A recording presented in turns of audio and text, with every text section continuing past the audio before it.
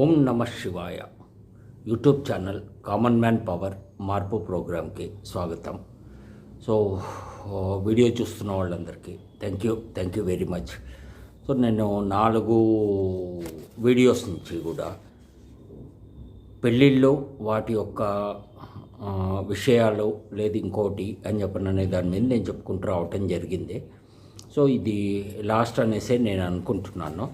ఎందుకోసమో అని చెప్పనంటే ఆల్రెడీ చెప్పాల్సిన విషయాలన్నీ కూడా చెప్పేయటం జరిగింది. సో ఇక్కడ ఇప్పుడు నేను చెప్పాలి అనేసి అనుకుంటుంది ఈ వీడియోలో. ముందుగా మనం ఏంటి అని చెప్పనంటే, మనం ఎన్నో అనుకుంటూ ఉంటాం జీవితంలో. మనకు వచ్చేసి ఇట్లా ఉండాలి జీవితం, అట్లా ఉండాలి, ఇంకోటి ఉండాలి అనేసి. అదేమీ ఏది కవులు లేదు ఇంకోళ్ళు రాసేటువంటి పుస్తకం లాంటిది కాదు. మనము రాసుకున్నంత అందంగా పుస్తకం ఉండదు మనకి నిజ జీవితంలో. ఎందుకోసమో అని చెప్పనంటే, సినిమా వేరు, కథలు వేరు, లేదు కవితలు వేరు, నిజ జీవితం వేరు.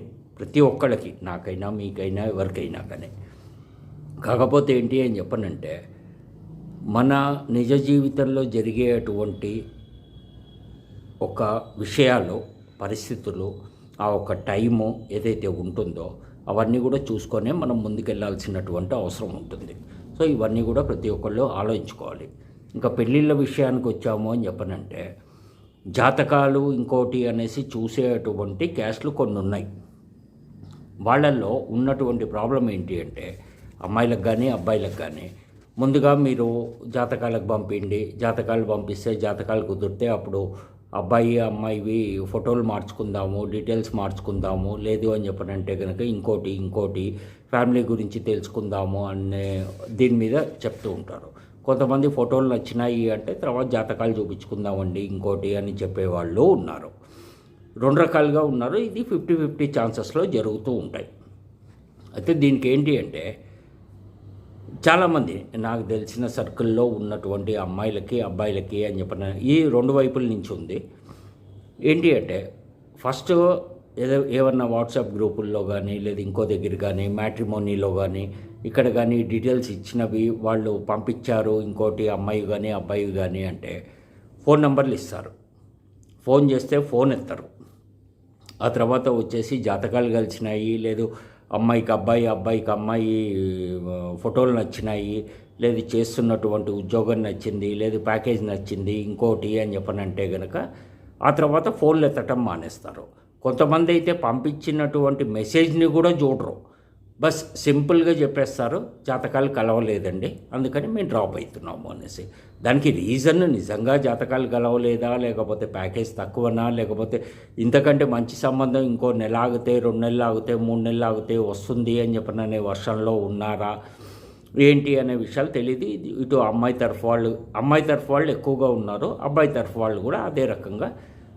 పర్సంటేజ్ తీసుకున్నామంటే ఎక్కువ తక్కువ అంతే, అంతకు మించి ఇంకేం లేదు.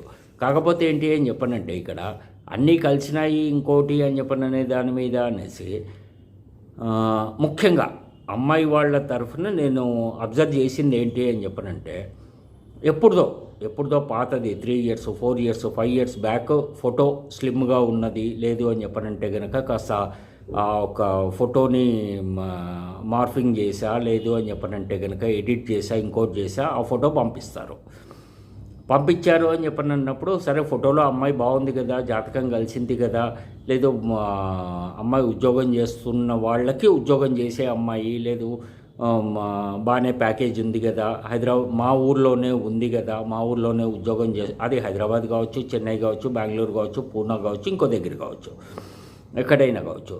నిజంగా చూడటానికి వెళ్ళినప్పుడు అసలు ఈ ఫోటోలోకినూ ఆ చూసిన అమ్మాయికి లేదు అబ్బాయికి అసలు సంబంధమే ఉండదన్నమాట. అసలు ఫోటోకిను దీనికి అసలు ఈ అమ్మాయినైనా ఫోటోలో చూసింది, ఈ అబ్బాయినైనా ఫోటోలో చూసింది అని చెప్పననేటువంటి డౌట్లు వస్తూ ఉంటాయి. సో అంత ఘోరంగా వీళ్ళు తల్లిదండ్రులు ఎందుకు బిహేవ్ చేస్తున్నారు ఏంటి అని చెప్పననేది అర్థం కావట్లేదు.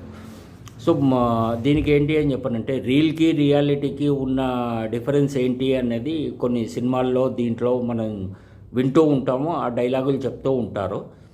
రియల్ లైఫ్ వేరు, రియల్ లైఫ్ వేరు అనేసి. అట్లాగే ఫోటోలో చూసిన మొహం వేరు, రియల్గా చూసిన మొహం వేరు అని చెప్పని అనే దాని మీద ఉంటుందన్నమాట. సో ఈ రకంగా చేశారు అని చెప్పని అనేసి అన్నప్పుడు నష్టం ఎవరికి? అమ్మాయి తరఫు వాళ్ళకో అబ్బాయి తరఫు వాళ్ళకో, వాళ్ళకే నష్టం, ఇంకెవ్వరికి పక్కోళ్ళకి ఎవ్వరికి ఏముండదు. ఇంకోటి ఏంటి అని చెప్పనంటే, అమ్మాయి ఉద్యోగం చేస్తోంది, లేకపోతే అబ్బాయి పలానా దగ్గర చేస్తున్నాడు, ఇంత ప్యాకేజు ఇంకోటి అనేసి ఇస్తారు. ముఖ్యంగా అమ్మాయిల విషయంలో ఇప్పుడు జరుగుతున్నటువంటి విషయాల్ని బేస్ చేసుకొని ఏంటి అంటే, ఆ అమ్మాయి పలానా దగ్గర ఉద్యోగం చేస్తోంది అని చెప్పని అనేసి ఇస్తారు. తీరా ఫోన్ చేసి మాట్లాడి ఇచ్చేసి అబ్బాయి తరఫు వాళ్ళు మాట్లాడారు అని చెప్పనంటే, ప్రస్తుతానికి మా అమ్మాయి ఉద్యోగం చేయట్లేదండి, ఒక సాఫ్ట్వేర్ రిలేటెడ్ దానికి అనేసి ఒక కోర్స్ చేస్తోందండి. సో ప్రస్తుతానికి ఉద్యోగం చేయట్లేదు, తర్వాత కోర్స్ అయిపోయిన తర్వాత ఉద్యోగం వస్తే చేస్తుందండి, లేకపోతే చేయదండి ఇంకోటండి అని చెప్పని అనేసి అంటారు. అబ్బాయి తరఫు వాళ్ళేమో ఉద్యోగం చేసే అమ్మాయే కావాలి అనేసి కొంతమంది అనుకుంటారు, కొంతమంది హౌస్ వైఫ్గా ఉన్నా కానీ చాలు అనేసి అనుకునేవాళ్ళు కొంతమంది ఉన్నారు. అయితే దీని మూలంగా ఏంటి అని చెప్పనంటే, సరే అన్ని రకాలుగా చూసుకొని ఇది చేసుకొని మ్యాచ్ సెటిల్ అయింది ఇంకోటి అని చెప్పననే దాని మీద ఎంగేజ్మెంట్ అయింది, పెళ్ళి అయింది అని చెప్పనంటే లక్షల రూపాయలు ఖర్చు పెట్టి ఇంకోటి పెళ్లి చేసిన తర్వాత వాళ్ళు ఎన్ని రోజులు కలిసి ఉంటారు, ఎంత ఆనందంగా ఉన్నారు, లేదా ఎంత సంతోషంగా ఉన్నారు, లేదు పెళ్ళైన షార్ట్ పీరియడ్లో అంటే 1 year 2 years 3 years లోపల పిల్లలు పుట్టారు ఇంకోటి అని చెప్పని అనేసి అన్నప్పుడు ఏ ప్రాబ్లము రాదు. కానీ లక్షల రూపాయలు ఖర్చు పెట్టి ఒక్కతే కూతురు అయ్యుండి తండ్రికి కావాల్సినంత డబ్బు ఉంది, లేకపోతే ఇంకోటి ఉంది అని చెప్పని అనే దాని మీద చేసిన తర్వాత తెలిసిన బంధువులలో సంబంధం చూసి చేసాము అమ్మాయికి కానీ అబ్బాయికి కానీ అని చెప్పని అనేసి అన్నప్పుడు బంధువులు మామూలుగా మాట్లాడుకునేది ఇంకోటి వేరు. జీవితంలోకి ఎంటర్ అయిన తర్వాత సంసారపరంగా చూసుకున్నాము అని చెప్పనంటే వచ్చేటువంటి ప్రాబ్లమ్స్ లేదు డిఫెక్ట్లు ఇంకోటి అనేది అవి అప్పుడు బయటపడతాయి. పెళ్ళికి ముందే అన్నీ కూడా మనం కనుక్కోలేము, లేదు అని చెప్పనంటే తెలిసే విషయాలు కావవి.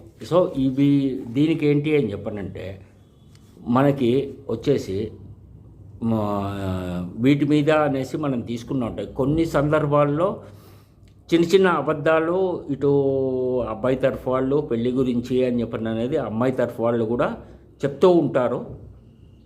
ఆ తర్వాత మేనేజ్ చేసుకోవటానికి అని చెప్పని అనేసి ట్రై చేస్తూ ఉంటారు. ఎందుకోసమో అని చెప్పనంటే మనిషి చుట్టూ సొసైటీలో మనిషి చుట్టూ మంచి ఉంది, చెడు ఉంది, కష్టము ఉంది, నష్టము ఉంది, ప్రేమ ఉంది, ద్వేషం ఉంది, అన్నీ ఉంటాయి. కాకపోతే దేన్ని వదిలేస్తాం, దేన్ని తీసుకుంటాం అని చెప్పని అన్నదాన్ని బట్టే మన ఒక్క జీవితం కానీ సంతోషం కానీ లేదు ఇంకోటి కానీ ఆధారపడి ఉంటుంది. ఇది ప్రతి ఒక్కళ్ళు చూసుకోవాలి. ఇవన్నీ చూసుకోకుండా మనము మాకు నచ్చింది మేము చేస్తాము, మాకు నోటికొచ్చింది మేము చెప్తాము, లేదు మా ఆలోచన విధానం ఈ రకంగా ఉంది, మేము అబ్బాయి వాళ్ళు ఫోన్ చేసినా మేము ఆన్సర్ చేయము, అవసరం వాళ్ళది కాబట్టి 10 సార్లు ఫోన్లు చేస్తారు ఇంకోటి అని చెప్పని అనే వర్షన్లో ఉంటారు. దీనికి పర్టికులర్స్ చూసి జాతకాలు కలిసి ఫోన్లలో ఫోటోలు చూసుకొని ఓకే అనుకొని నిజంగా వెళ్ళి చూసి డిసైడ్ చేసే విషయాన్ని తొందరగా ఒక కంక్లూజన్కి వచ్చేసి చేయటానికి అనేది ఈ రోజున ఎవరూ విల్లింగ్గా లేరు.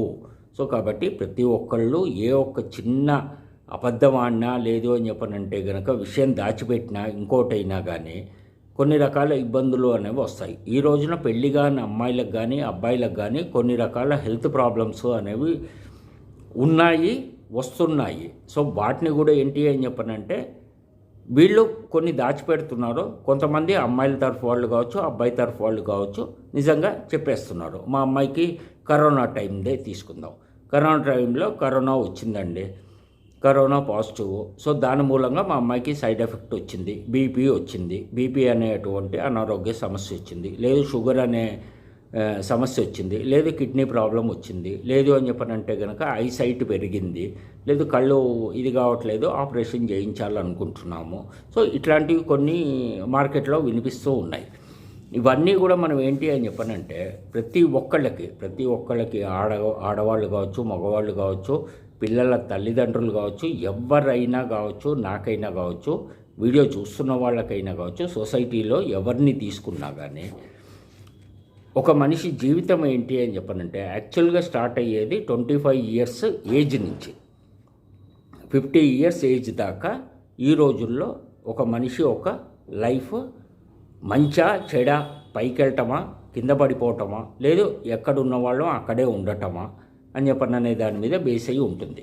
ఎందుకోసం అంటే ఇవన్నీ మనం చూసుకోకుండా ముందుకెళ్ళాము అని చెప్పనంటే సగం జీవితము సంకనాకి పోయాకే మిగతా సగం జీవితం విలువ తెలుస్తుంది. అప్పుడు అర్థమవుతుంది మనం ఏం కోల్పోయామో లేదు అని చెప్పనంటే ఏం పోగొట్టుకున్నాం జీవితంలో. సో లేట్ చేయటం మూలంగా అని చెప్పను అనేది. సో కాబట్టి ఇన్ టైంలో చేయాల్సిన పనులు ఇన్ టైంలోనే చేయాలి, పోస్ట్పోన్ చేసే పనులు పోస్ట్పోన్ చేయాలి. సో పెళ్లి విషయంలో అని చెప్పను అనేది కొంచెం స్పీడ్గా డెసిషన్స్ తీసుకోవాలి. స్పీడ్గా రెండు వైపుల నుంచి ఎస్ ఆర్ నో చెప్పేశారు అని చెప్పనంటే ఎస్ అంటే ముందుకెళ్తారు, నో అంటే ఇంకో సంబంధం చూసుకుంటారు. అంతేగాని ఏది చెప్పకుండా బ్లాంక్లో పెట్టేసి లేదు ఇది అయితే చూద్దాము లేకపోతే ఇంకో దాని గురించి మళ్ళీ మొదలెడదాము అని చెప్పని అనుకుంటే కనుక జీవితకాలం ఈ రైలు బండి గూడ్స్ బండి లాగా నడుస్తూనే ఉంటుందన్నమాట. సో తొందరగా డెసిషన్స్ తీసుకోవాలి, ఇన్ టైంలో తీసుకోవాలి, కరెక్ట్ డెసిషన్స్ తీసుకోవాలి. సో వీటన్నిటికీ కూడా రిలేషన్గా ఉన్నటువంటి విషయాలు ఏంటి అంటే మనమేంటి, మన కుటుంబ పరిస్థితి ఏంటి, మనం ఎంత మటుకు అర్హులము, మనం ఎంత మటుకు ఈ యొక్క విషయాన్ని సీరియస్గా కేపబుల్గా హ్యాండిల్ చేయగలము. అది జీవితం కావచ్చు, పెళ్లి విషయంలో కావచ్చు, బిజినెస్ విషయంలో కావచ్చు, జాబ్ విషయంలో కావచ్చు. మనకున్న అర్హత ఏంది, మనం ఎంత మటుకు దీన్ని కరెక్ట్గా చేయగలము అని చెప్పననేది ఎవరికి వాళ్ళు ఆలోచించుకోవాలి. ఆలోచించుకోకుండా ఉన్నాము అని చెప్పనంటే ఇట్లాగే ఉంటుంది. చెప్పా కదా 25 ఇయర్స్ నుంచి 50 ఇయర్స్ మధ్యలో పైకా కిందికా ఎక్కడున్న వాళ్ళం అక్కడేనా అని చెప్పననేది ఎవరికి వాళ్ళు ఆలోచించుకోవాలి. ఆలోచించుకొనే ముందుకెళ్ళాలి. అది అందరూ తెలివిగా ఆలోచించండి. స్మార్ట్ ఫోన్లు, స్మార్ట్ టీవీలు, స్మార్ట్ కంప్యూటర్లు, స్మార్ట్ ల్యాప్టాప్లు ఇంకోటి వాడితే సరిపోదు, స్మార్ట్ ఆలోచన కూడా ఉండాలి. ఆలోచించుకొని ముందుకెళ్ళండి. అందరూ బాగుండాలి. ఓం నమో వెంకటేశాయ. మంచివాళ్ళు అందరూ బాగుండాలి, మంచివాళ్లే బాగుండాలి. Thank you.